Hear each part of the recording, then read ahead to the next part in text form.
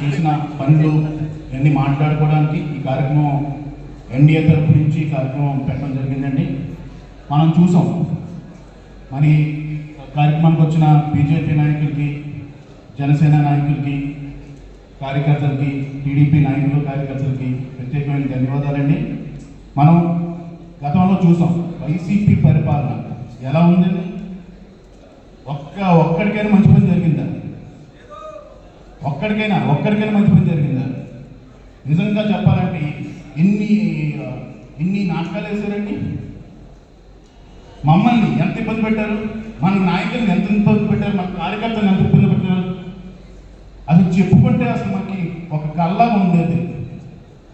నన్ను, మా నాన్నని ఇద్దరిని తీసుకొని వెళ్ళిపోయి లోపల తీసుకొని వెళ్ళిపోయి ఏదో టెర్రరిస్ట్ మాదిరిగా ఏదో లోపల తీసుకొని వెళ్ళిపోయి నేను మాల్లోనే ఉన్నాను. నేను మాల్ వేసుకొని ఉన్నాను. లోపల తీసుకొని వెళ్ళిపోయి మాల తీసి నన్ను జైల్లో తోయడానికి ట్రై చేశారు. ఇంకంటే దారుణం ఉంటుందండి. ఆ అయ్యప్ప స్వామి మాల వేసుకున్నాను కాబట్టి అప్పుడు వాళ్ళు ఓడిపోయారు. మళ్ళీ ఇప్పుడు శుద్ధి క్షేత్రం దగ్గరికి వచ్చారు. ఈసారి కూడా వాళ్ళు ఓడిపోతారు. అది ఖచ్చితంగా చెప్తున్నాను.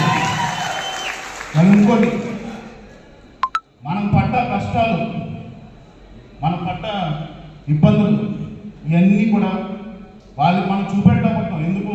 మన డిసిప్లిన్, మనం డిసిప్లిన్గా ఉంటాం.